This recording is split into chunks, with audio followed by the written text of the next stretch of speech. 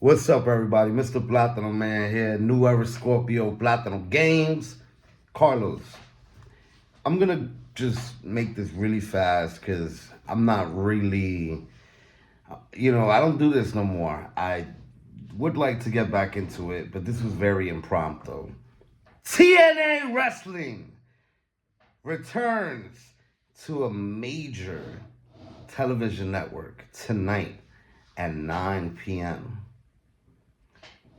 This is incredible. Let me be clear. TNA right now is as strong as it was in either early 2017 or 2013 days or 2009. Right now, the way TNA feels is like 2009 TNA. And the reason I say that is because I'm a big fan of 2010 TNA, 2011, 12, 13, 14, hell, even 15 and 16. I'm a fan of a lot of the TNA years. But the magic, the energy that you feel right now in the company feels a lot like '09. They really got that TNA brand back. I can't explain it, but the show feels different from when it was Impact Wrestling. Now it feels more and more like TNA every day that passes. And tonight's no different. We have a huge world title match between Mike Santana and Frankie Kazarian. Santino Marella put the stipulation that if Mike Santana loses, he goes back to the bottom of the card when it comes to competing for the world title. But if Santana wins, then he will have to defend the title this Sunday on pay-per-view. So it's like, if Frankie wins, he gets a new opponent on Sunday. If Mike wins, there'll be a rematch against Frankie on Sunday. I kind of have a feeling that Mike is going to win. Only because it's the first show, you want that big feeling. And they were already previously advertising Mike Santana and Frankie for the pay-per-view at Genesis. So I know there's a couple rules in pay-per-view that if you advertise the main event, then, you have to basically go through with it. So maybe that's still going to be the main event, or we have some kind of no finish tonight or time limit, and then they have to do the rematch on Sunday anyways. But I don't see there being a time limit or a no finish on the first show on AMC. We got Leon Slater versus Cedric Alexander. No. Versus name is on the tip of my tongue right now. I believe he's facing the Rascal. I don't have the card on me right now. It's been a long week. In particular, I don't feel great, but this has given me the motivation to keep pushing through the sickness. That being said, AJ Styles, the phenomenal AJ Styles, is coming tonight to TNA. I hope Kurt Angle is in attendance. I know his nephew-in-law is going to be there. Or at least I assume he is. So I hope Kurt Angle's in attendance. I hope AJ gets interrupted by Frankie Kazarian or something. I don't know. Or AJ and Frankie have a backstage segment where they kind of look at each other and then they hug each other. Like, it's like almost tense. Then they hug each other. All I know is that if you've never watched TNA before, or if you started watching TNA during the Impact Wrestling era, or you started watching TNA in the last few months, all I know is there will never be a more TNA moment TNA night than tonight. Tonight is going to be the most TNA type of night for this company. What I mean by that is that tonight you're going to feel the history, the culture, the energy, the excitement. They're going to swing as hard as they could. Let me tell you something. A lot of people say that TNA could become the second promotion in the US this year. Now, let's be clear, the top second most promotion, whatever. When I was watching TNA wasn't the second best promotion. For me, TNA at its prime was the best promotion. I don't care about ratings. I don't care about numbers. I'm not talking about that. I'm not talking about revenue, popularity. I'm talking about storylines, roster, in-ring work, development, surprises, everything. The Knockouts division or the women's division, vice versa. Everything TNA was doing at one point, for me, was 20 times more exciting than what WWE was doing at the time, or any company for that matter. So, flash forward to today, I am enjoying WWE these recent years, very much so. And of course, I'm enjoying TNA. But TNA, at its best, always puts on a better show on paper, in a way. I'll give an example. I mean, WWE got all the talent in the world, and they put on great shows. But there's a magic about TNA because it's the alternative, because it feels brand new, because it takes risks. And I just hope it all comes together tonight. I'm pretty sure it will. And then we got the pay-per-view, and then we got another live episode, I believe, next week. I forget how the timetable is, but I think we have another live episode next week. And then they're going to try the taping. So we're going to have 3 straight live events. It's rare that TNA has 3 straight live events. And then, you really don't know what's going to happen. I personally want them to start integrating TNA legends more. We did get the announcement that Bully Ray was going to do commentary for the main event. And I love that. That's what we need. We need more of that. You remember when WWE used to have the host of the week? Every week, celebrity guest host, they were trying to boost ratings, crossover to different demographics. Something like that. If we're in Pittsburgh, there's no reason the Olympic American hero shouldn't be in attendance. Kurt Angle should be backstage having different segments with different members of the roster, and then, obviously be in the ring as well.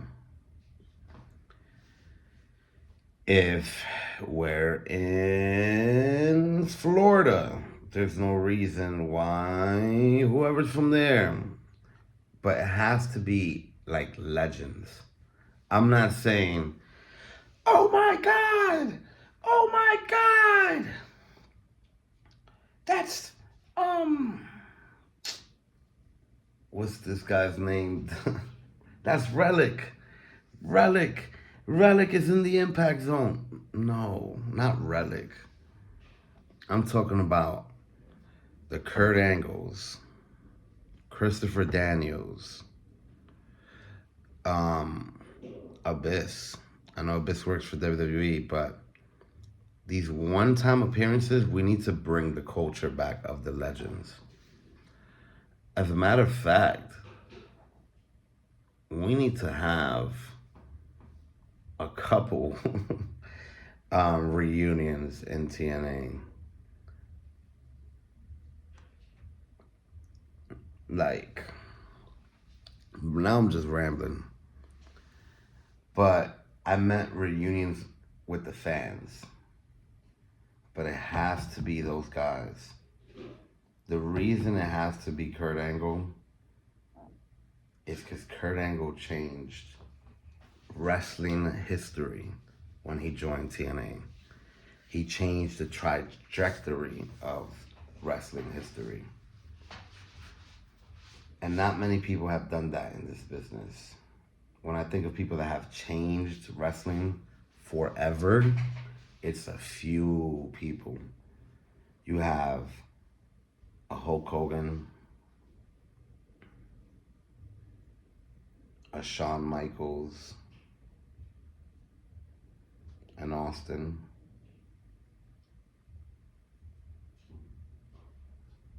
Kurt Angle, AJ Styles, Undertaker. These people like that changed the business forever. And I could tell you how each of them did it. Not you can have people like the goats of this business, the greatest of all times. Like Seth Rollins is unbelievably incredible. But has Seth Rollins changed the business? Maybe not yet. Has who's another one? You know what I'm saying? Has Dolph Ziggler changed the business? I don't know. I really don't. But Kurt Angle changed the business, and he did it with TNA by his side. So people like that need to be brought back, and not so much. It's because they deserve to be a part of this too. They deserve to see where it's at. There's no reason why they shouldn't. Down the road, and it might be too soon, but they shouldn't invite Scott D'Amore and Gail Kim back. Things like that. Like, we need to bring the family back in a little bit. And that includes Kurt Angle. That includes Sting, but I know Sting has been loyal to AEW. But that includes Sting. That includes Kevin Nash. Like, we need Kevin Nash on a show again. I know that sounds crazy, but Kevin Nash, if I remember correctly, was in TNA since 2003, 2004. And he was there all the way into the 2010s. And he was a big part of that locker room. We need to do it. We need to see it more. And we do need a couple shocking moments. Like, let's have a main roster WWE veteran come in and compete or just make a statement. I could think of someone like Randy Orton. I do not know what they're doing right now in WWE with Randy Orton. I know he recently came out. Well, Trick Williams was messing with him right now. And I know that recently he was messing around with The Miz. That being said, yo, let's get a Miz down in TNA. I know it sounds crazy, but this is the year that a lot is going to happen for this company. And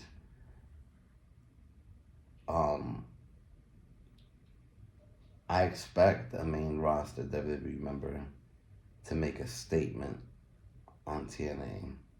I expect a TNA member to make a statement on Raw or SmackDown. I expect TNA to have another WrestleMania moment, maybe actually be featured in the card. I expect TNA members to pop up in the Rumble. Imagine this Rumble has like Matt Cardona, Nick Nemeth. Imagine it just throws in everybody. But the best of the best, Jeff Hardy. Imagine Jeff Hardy in the Rumble. Well, never mind. I don't know if he could do the overseas stuff. But my point being, imagine this Rumble has some of the most shocking combinations of roster. Obafemi.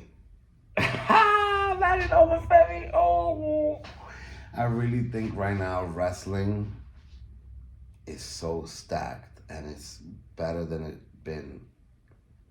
And somebody predicted this. A brilliant man by the name of Jeff Jarrett predicted that wrestling would have a golden age on the horizon. And that was before AEW came back. It was like it had gone through such a bad period, wrestling, that, the light is definitely brightest after the storm. So he predicted this, and it's true. The trajectory that the companies are more or less going, you got AAA, WWE, Umbrella, NXT. It's only a matter of time before we have new stars and old stars finally getting their moment. And all this, there's just so much roster. I can't think of a time that the roster was as strong as it is now. And I'm talking about the combination of different wrestling promotions. Like, a lot of people have strong rosters. And I can't think of the last time that everybody had a strong roster like this. It probably was in 2009, somewhere between 05 to 09. Because that's when WWE still had Brock Lesnar, Goldberg, Eddie Guerrero, Chris Benoit, Chris Jericho. TNA had everybody, the AJ Styles, Samoa Joe. And then ROH had Bryan Danielson, Nigel McGuinness, CM Punk. So that 05 to 09 kind of window, that was one of the strongest. Every company had a strong roster. ROH had a strong roster. TNA had a strong roster. WWE had a strong roster. The way it is right now, I think this is the strongest wrestling has been in almost 20 years. As far as first and foremost, the potential. The roster. But when it comes to TNA, this is the strongest TNA has been since 2017. In 2017, they were having a bit of a comeback, and it all got halted when they allowed the Hardys' contracts to expire, because the Hardys were the ones that were leading that comeback with the Final Deletion and Broken Universe and all this other stuff the year before. The ratings started booming again. TNA was popping again in 2007. And now it's back. But enough of me talking. This video came out more or less horrible by everybody's standards. And it could get 4 views.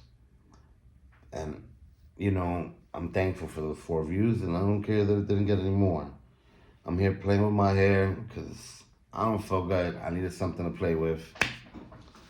But I hope to start doing these again. especially now. It's so different now. I could just do a live stream and just go through all the news and just talk about everything. And now I should be in a better position to do it because I actually keep up with wrestling again.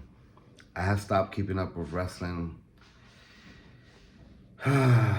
specifically TNA, around 2018. And then I started again some point in 2019. And that doesn't seem like a long gap. But for someone that never missed a TNA episode between possibly August 2006 and October 2018, that's a lot. For 12 years straight, TNA was part of my life. And then I took a break before coming back to it. And it's because the product just wasn't interesting anymore. It was a shell of what it used to be. But now we're here. So TNA's back, 100%. Maybe I'll come back 100% and not just do these random videos every once in a while. And the other reason I do these is because every time I do come back to this channel, even though I used to have videos back in 2007, it's always fun to see, oh, look, I did one in 2013. Oh, I did another one in 2015. Oh, and then I didn't do one until 2019. And then I did one in 2026. Even if I take gaps in between, it's always fun and random to see what the environment and stuff was as far as, you know, I go and see this years later. But, yeah. TNA, I love you. And I'm very proud of you. I've literally have cried because of TNA. And I'm confident that tonight is going to be one of those nights. I'm just going to start bursting in tears.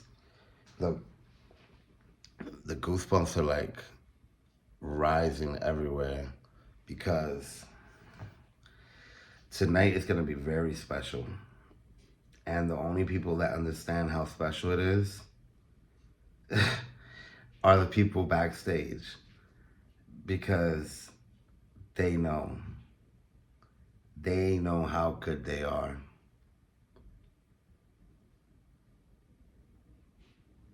And they've been this good for a while, but this is a new TNA. You don't get it. Nobody gets it unless they get it, like they were there. And to be there, it's like, don't get it twisted. There were still hardworking people there in every generation of TNA. 2018, 2017, 2019, 2017, 2014. But identity and energy is a real thing. And they haven't had the energy and the soul, the exact energy and soul of TNA during every era. But they did start to get it back around 2019, 2020 specifically. And this is what this is. This is not just TNA's been good for a year.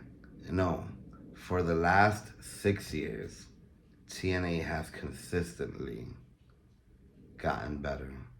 For the last 6 years, TNA has been cooking something up. For the last 6 years, TNA has been cooking up tonight, in a way. And tonight's the night. Those last 6 years, TNA was reborn and had to refine themselves, redefine themselves, and make new statements in the wrestling world. And they did all that. They proved that they are as good as they've always been. And now you're going to see all of that come together in these next 3 events. Thanks for watching. Subscribe for more videos. I'll try to come back with a real podcast that's actually formatted, because I don't usually ramble and talk like that. I am a little bit emotional. I'm sick. I'm shy. I'm not even wearing pants. I'm wearing boxers, but I'm not wearing pants. I'm all over the place, but when I used to do these videos, especially back in the day, I'll do them very formatted. And you know what? To hold true to that, I'm going to do a review of Impact tonight. I would do a live stream, but then it gets all complicated with the music's playing and stuff like that. But I will do a review. And I'm going to do a review the way I used to do the reviews. That means I'm going to have my notes. We're going to go down the segments and so forth. Just for old time's sakes. TNA is back. Why not? Why not? And on that note, and Mama, forgive me. Mama, YouTube, everybody forgive me. I don't know. But it's time to light a cigar in TNA's honor, because that's it. This is 11. This is 12. Let me get this straight. This is like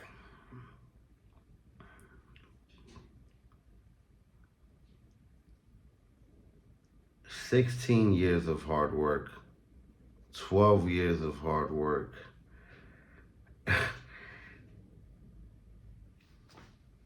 It's been 12 years since TNA aired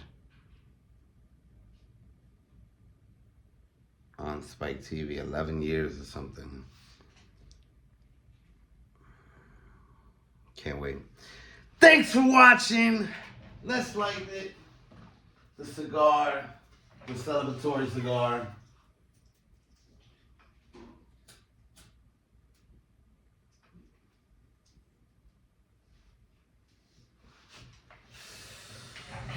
Make sure you tune in.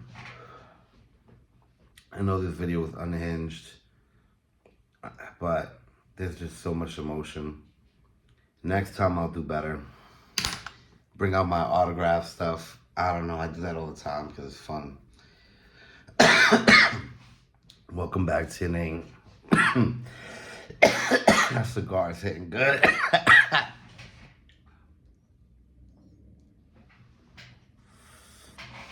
But yes, I would like to rebuild this channel up again, because there's a lot of conversations and thoughts that I have about TNA that I think should be brought front and center. For example, how Eric Bischoff's TNA impact is still felt today. I don't think even Eric Bischoff knows this. So I want to put these conversations out there because I want them to get back to some of the people. So Eric Bischoff, your impact is still felt in TNA today, and I thank you for that. And I'll explain that in another video. I see you guys. TNA, do not miss it on AMC Thursday nights at 9 p.m.